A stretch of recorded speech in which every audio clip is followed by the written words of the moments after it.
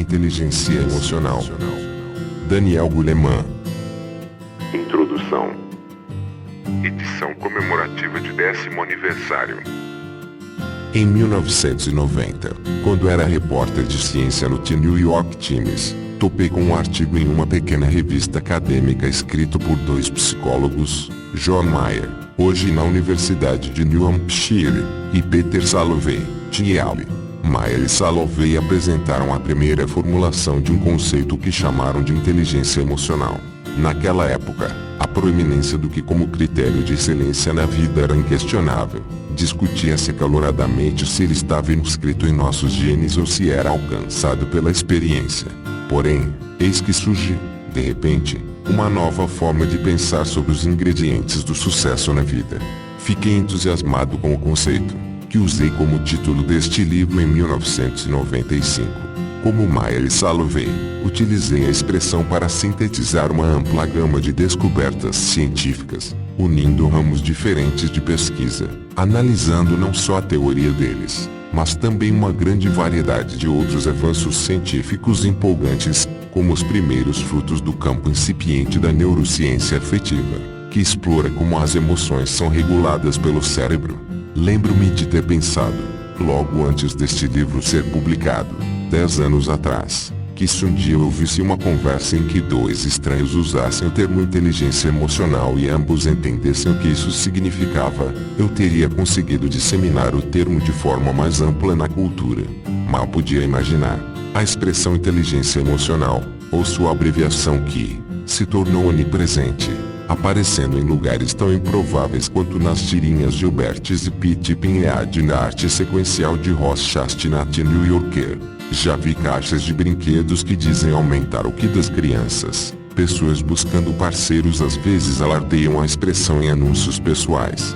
Uma vez, eu encontrei uma piadinha sobre que no rótulo de um shampoo no meu quarto de hotel, e o conceito se espalhou pelos cantos mais distantes do mundo. Contam-me que se tornou uma expressão conhecida em línguas tão distintas quanto alemão e português, chinês, coreano e malaio.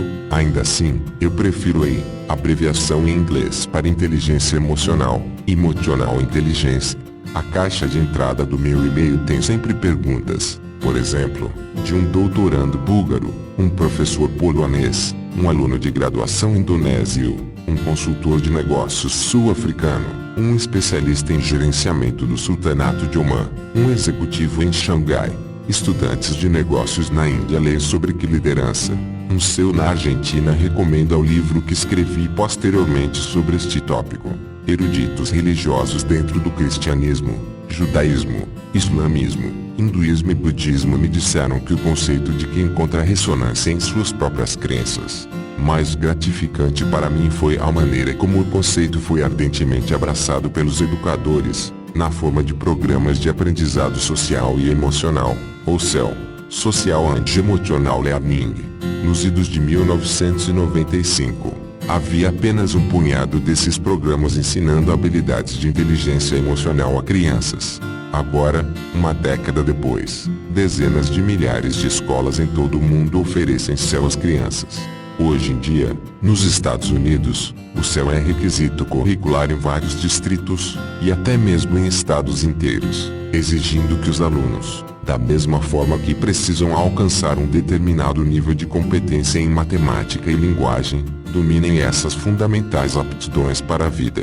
Em Illinois, por exemplo, modelos específicos de aprendizagem e habilidades de SEL vêm sendo estabelecidos em todas as séries, desde o jardim de infância até o último ano do ensino médio.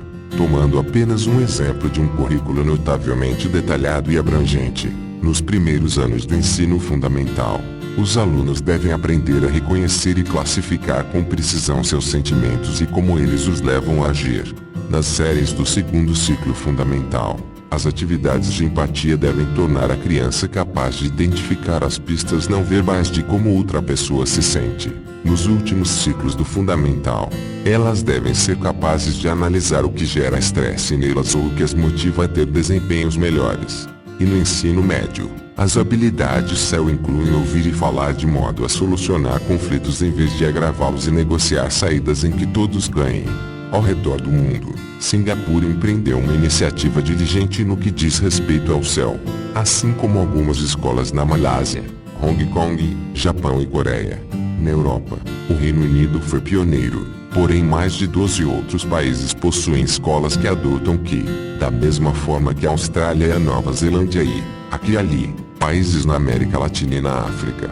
Em 2002, a Unesco deu a partida em uma iniciativa global para promover o céu, enviando aos Ministérios da Educação de 140 países um relatório contendo 10 princípios básicos para sua implementação. Em alguns estados norte-americanos e outros países, o céu se tornou o guarda-chuva organizador sob o qual se juntam programas de educação do caráter, de prevenção à violência, à agressão contra colegas e drogas e de disciplina escolar.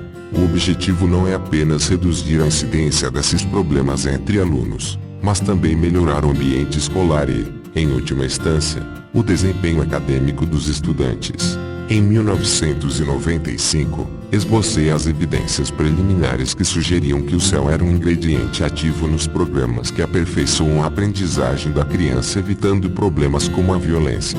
Agora é possível afirmar cientificamente: ajudar as crianças a aperfeiçoar sua autoconsciência e confiança, controlar suas emoções de impulsos perturbadores e aumentar sua empatia resulta não só em um melhor comportamento, mas também em uma melhoria considerável no desempenho acadêmico. Esta é a grande notícia contida em uma meta-análise de 668 estudos avaliativos de programas de céu para crianças desde a pré-escola até o ensino médio. Uma maciça pesquisa foi conduzida por Ross Westberg, que dirige a Cooperativa de Aprendizado Acadêmico, Social e Emocional, CASEL, na sigla em inglês, na Universidade de Illinois, em Chicago, a organização que encabeça o esforço de levar o céu às escolas de todo o mundo. Os dados mostram que os programas céu geraram grandes benefícios no desempenho acadêmico, conforme demonstram os resultados de teste de desempenho e média de notas. Nas escolas que adotaram os programas, mais de 50% das crianças tiveram progresso nas suas pontuações de desempenho e mais de 38% melhoraram suas médias. Os programas céu também tornaram as escolas mais seguras. Ocorrências de mau comportamento caíram em média 28%, as suspensões, 44%, e outros atos disciplinares, 27%. Ao mesmo tempo, a percentagem de presença aumentou, enquanto 63% dos alunos demonstraram um comportamento significativamente mais positivo. No mundo da pesquisa em ciências sociais, estes são resultados extraordinários para qualquer programa que se destine a promover mudanças comportamentais. O céu cumpriu sua promessa. Em 1995, também propus que boa parte da eficiência do céu veio do seu impacto na modelagem do circuito neural em desenvolvimento da criança, principalmente as funções executivas do córtex pré-frontal, que controlam a memória funcional, o que guardamos na cabeça durante o aprendizado, e inibem impulsos emocionais destrutivos. Agora foram encontradas as primeiras provas científicas preliminares desse conceito. Mark Greenberg, da Universidade Estadual da Pensilvânia, o criador do currículo PATES, sigla de parênteses Teachers Helping Students, pais e professores ajudando alunos, do céu, relata não só que esse programa para estudantes do ensino fundamental aumenta o desempenho acadêmico, mas também que, ainda mais significativamente, grande parte da melhora na aprendizagem pode ser atribuída ao aperfeiçoamento da atenção e da memória funcional, funções-chave do córtex pré-frontal. 2 Isto sugere veementemente que a neuroplasticidade, a modelagem do cérebro através de experiências repetidas, exerce um papel crucial nos benefícios do céu. Talvez minha maior surpresa tenha sido o impacto do que no mundo dos negócios, principalmente nas áreas de liderança e desenvolvimento de funcionários, uma forma de educação para adultos. A Harvard Business Review saudou a inteligência emocional como uma ideia inovadora, capaz de destruir paradigmas, uma das ideias empresariais mais influentes da década. No mundo dos negócios, este tipo de afirmação, muitas vezes, não passa de um modismo, sem nenhuma substância. Porém, neste caso, houve a participação de uma ampla rede de pesquisadores, garantindo que a aplicação do que seja baseada em dados sólidos. O Consórcio para Pesquisa sobre Inteligência Emocional em Organizações, CREI, na sigla em inglês, na Universidade de Rutgers, foi o pioneiro na catalisação desse trabalho científico, colaborando com organizações que vão desde o Escritório de Gerenciamento de Pessoal do Governo Federal até a American Express. Hoje em dia, as empresas de todo o mundo olham rotineiramente através das lentes do que para contratar, promover e desenvolver seus empregados. Por exemplo, a Johnson & Johnson, outro membro do CREI, descobriu que, em filiais do mundo inteiro, os funcionários que em meio de carreira possuíam um maior potencial de liderança tinham aptidões de que muito melhores do que seus colegas menos promissores. O CREI continua auxiliando esse tipo de pesquisa, que pode fornecer diretrizes baseadas em provas para organizações interessadas em aprimorar sua capacidade de alcançar seus objetivos profissionais ou cumprir uma missão. Quando Salovey e Mayer publicaram seu artigo seminal em 1990, ninguém poderia prever como o campo acadêmico que eles fundaram prosperaria 15 anos depois.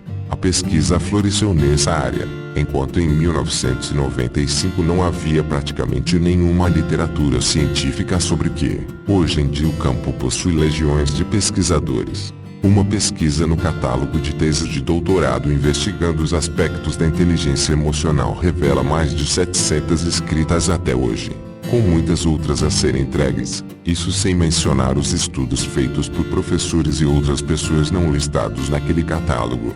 O crescimento dessa área de estudo deve muito a Mayer e Salovey que, juntamente com seu colega Davi Caruso, um consultor de negócios, trabalharam incansavelmente em prol da aceitação científica da inteligência emocional.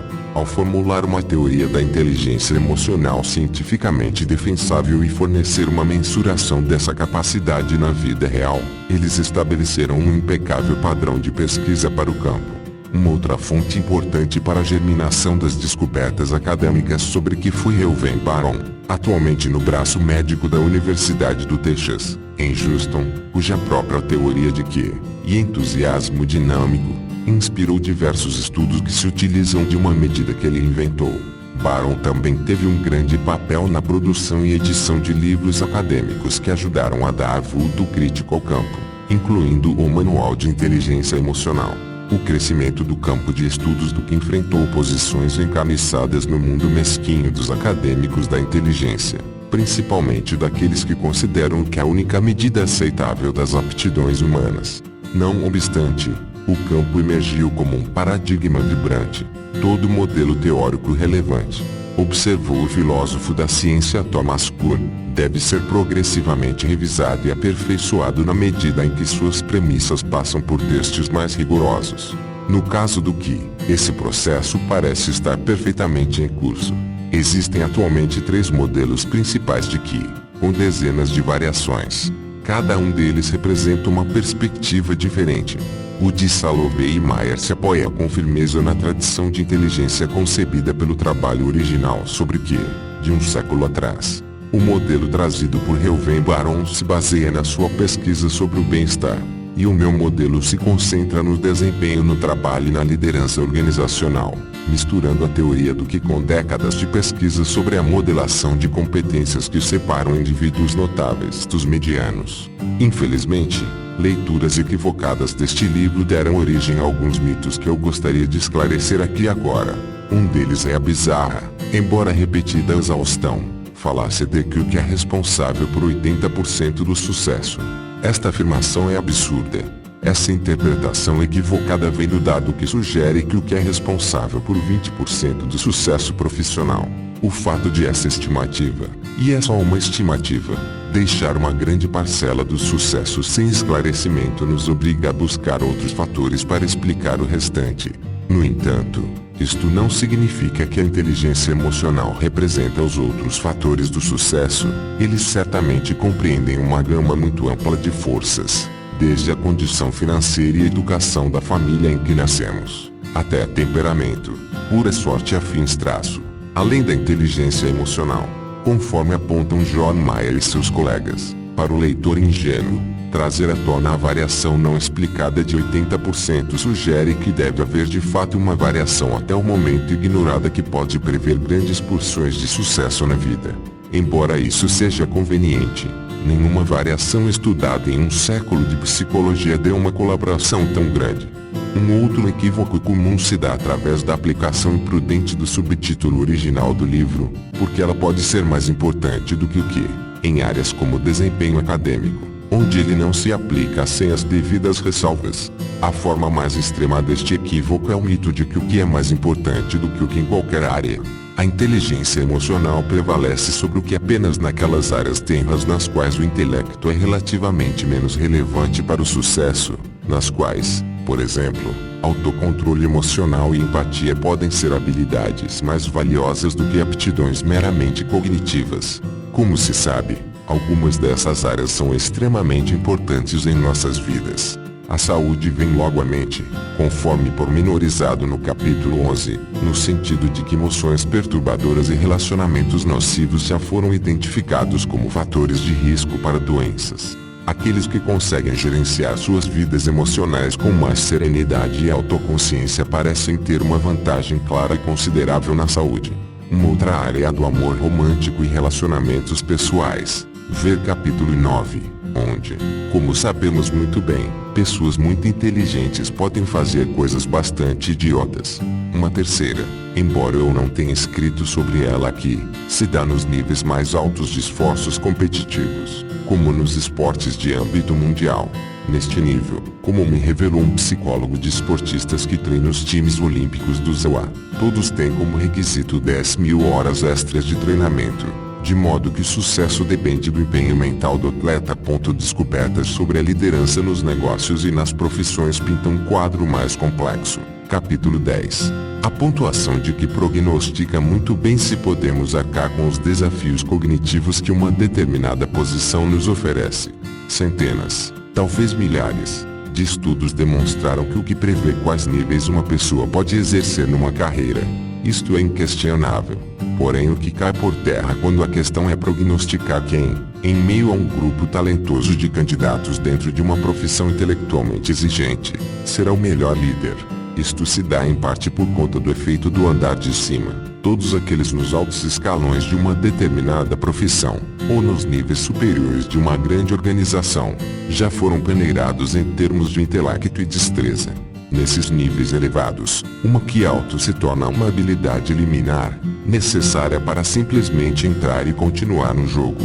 Conforme propus no meu livro de 1998, Trabalhando com a Inteligência Emocional, as habilidades de que, e não o que aptidões técnicas, emergem como uma competência discriminatória que prevê da melhor forma quem dentre um grupo de pessoas muito inteligentes será o líder mais hábil. Se examinarmos as competências que as organizações em todo o mundo determinaram ser as que identificam seus principais líderes, descobriremos que os indicadores de que aptidões técnicas caem para o final da lista quanto mais alto for o cargo. O que as aptidões técnicas são fortes indicadores de excelência em empregos menos qualificados. Desenvolvi esta questão de forma mais abrangente no meu livro de 2002, O Poder da Inteligência Emocional. A experiência de liderar com sensibilidade e eficácia, em coautoria com Richard Poetzis e Annie McKay. Nos níveis mais altos, os modelos de competência para a liderança consistem geralmente em algo em torno de 80% a 100% de habilidades do tipo que, nas palavras do diretor de pesquisa de uma empresa de seleção de executivos, os CEOs são contratados por seu intelecto e habilidade empresarial, e são despedidos por falta de inteligência emocional. Quando escrevi Inteligência Emocional, vi o meu papel como de um jornalista científico cobrindo uma nova e significativa tendência na psicologia, particularmente a junção da neurociência com o estudo das emoções. Porém, na medida em que fui me envolvendo mais no campo, voltei ao meu antigo papel de psicólogo para oferecer meus insights sobre os modelos de que, como resultado, minha formulação da inteligência emocional progrediu desde que escrevi estas páginas. Em Trabalhando com a Inteligência Emocional, propus uma estrutura que reflete como os aspectos fundamentais do que autoconsciência, autocontrole, consciência social e a habilidade de gerenciar relacionamentos se traduzem em sucesso profissional. Ao fazer isso, peguei emprestado um conceito de David McClelland, o psicólogo de Harvard que foi meu mentor na graduação: competência. Enquanto a inteligência emocional determina nosso potencial para aprender os fundamentos do autodomínio e afins, nossa competência emocional mostra o quanto desse potencial dominamos de maneira que ele se traduz em capacidades profissionais.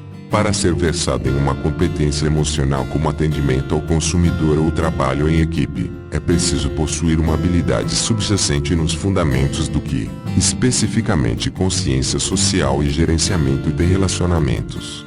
Mas as competências emocionais são habilidades aprendidas. O fato de uma pessoa possuir consciência social e aptidão para gerenciar relacionamentos não garante que ela tenha dominado o aprendizado adicional necessário para lidar com um cliente a contento ou resolver um conflito.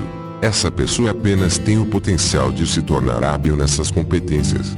Novamente, uma habilidade de que se faz necessária, embora não seja suficiente, para manifestar uma determinada competência ou aptidão profissional. Seria possível fazer uma analogia cognitiva com um aluno que possui excelentes habilidades espaciais, mas não consegue nem aprender geometria, quanto mais se tornar um arquiteto. Assim, uma pessoa pode ser muito empática, porém péssima em lidar com clientes, se não tiver aprendido a competência para o atendimento de clientes. Para aquelas almas super dedicadas que quiserem entender como o meu modelo atual abarca 20 e poucas competências emocionais dentro dos 4 grupos de que, vejam o apêndice de O Poder da Inteligência Emocional, em 1995, apresentei dados de uma amostragem nacional, demograficamente representativa, de mais de 3.000 crianças de 7 a 16 anos, avaliadas por seus pais e professores, demonstrando que no espaço de aproximadamente uma década, entre meados de 1970 e meados de 1980, os indicadores de bem-estar entre crianças americanas sofreram um declínio expressivo. Essas crianças eram mais perturbadas e tinham mais problemas, que iam desde solidão e ansiedade até desobediência e queixas. É claro que sempre existem exceções individuais. Crianças que crescerão e se tornarão seres humanos fantásticos, sejam quais forem os números gerais. Porém, um grupo mais recente de crianças, avaliado em 1999, parece ter progredido consideravelmente, mostrando resultados muito melhores do que aquelas do fim da década de 1980, embora não tenham recuperado os níveis registrados em meados da década de 1970.5. É fato que os pais ainda estão inclinados a reclamar dos filhos de uma forma geral e ainda se preocupam que seus filhos estejam andando com más companhias. As queixas parecem piores do que nunca, mas a tendência é nitidamente ascendente. Francamente, estou estupefato. Havia conjeturado que as crianças de hoje seriam vítimas involuntárias dos progressos econômico e tecnológico, inábeis em que porque seus pais passam mais tempo no trabalho do que as gerações anteriores, porque a mobilidade crescente cortou os laços com a família mais ampla e porque o tempo livre se tornou estruturado e organizado demais. Afinal, a inteligência emocional sempre foi tradicionalmente transmitida nos momentos da vida cotidiana, com os pais e os parentes, e na desordem das brincadeiras livres, que os jovens estão perdendo. E também há o fator tecnológico. Atualmente, as crianças passam mais tempo sozinhas do que nunca na história da humanidade, olhando para um monitor. Isso significa um experimento natural numa escala sem precedentes. Essas crianças peritas em tecnologia, quando se tornarem adultas, se sentirão tão confortáveis com outras pessoas como se sentem com seus computadores. Em vez disso, desconfio que uma infância cuja relação seja com o mundo virtual desprepararia nossos jovens para as relações face a face. Esses foram meus argumentos. Não aconteceu nada na década anterior que revertesse essas tendências. Mesmo assim, ainda bem, as crianças parecem estar se saindo melhor. Thomas Achenbach, o psicólogo da Universidade de Vermont que fez esses estudos, conjetura que o boom econômico da década de 1990 beneficiou não só os adultos, como também as crianças. Mais empregos e menos criminalidade resultou em crianças mais bem cuidadas. Caso haja outra recessão econômica grave, ele sugere, nós nos depararíamos com uma outra queda nesse grau de habilidades para a vida das crianças. Pode ser que sim, só o tempo dirá. A hipervelocidade na qual o que se tornou um tema importante em inúmeros campos dificulta previsões, mas deixe-me oferecer algumas ideias do que espero para essa área no futuro próximo. Muitos dos benefícios resultantes do desenvolvimento de capacidades de inteligência emocional foram destinados aos privilegiados, como executivos de alto nível e crianças de escolas particulares. É claro que muitas crianças em bairros pobres também se beneficiaram, por exemplo, se suas escolas adotaram o CEL. Porém, quero encorajar uma maior democratização desse tipo de desenvolvimento de habilidades humanas, alcançando blocos geralmente negligenciados, como as famílias pobres, nas quais as crianças muitas vezes sofrem danos emocionais que pioram ainda mais a situação delas, e as prisões, principalmente os delinquentes juvenis que poderiam se beneficiar enormemente de habilidades reforçadoras como o controle da raiva, autoconsciência e empatia. Uma vez ajudados com essas habilidades, suas vidas poderiam melhorar e suas comunidades se tornariam mais seguras. Também gostaria de ver um aumento do raio de ação do próprio pensamento sobre a inteligência emocional, saltando de um foco nas capacidades do indivíduo para um foco naquilo que surge quando as pessoas interagem, seja no caso de um indivíduo para outro ou em grupos maiores. Algumas pesquisas já parecem ter dado esse salto, especialmente no trabalho da psicóloga Vanessa Druscott, da Universidade de New Hampshire, sobre como grupos podem se tornar emocionalmente inteligentes. Mas pode-se fazer muito mais. Finalmente, imagino um dia em que a inteligência emocional será tão amplamente compreendida que não será preciso mais discuti-la, pois ela já terá se fundido às nossas vidas. Nesse futuro, o CEL já será prática padrão em todas as escolas. Da mesma forma, as qualidades de que como a autoconsciência, o gerenciamento de emoções destrutivas e a empatia serão lugares comuns nos locais de trabalho, qualidades obrigatórias para ser contratado e conseguir promoções, e especialmente necessárias para a liderança. Se o Qi se tornar tão difundido quanto o Qi, e tão enraizado na sociedade como medidor das qualidades humanas, creio que nossas famílias, escolas, empregos e comunidades serão todos mais humanos e alentadores.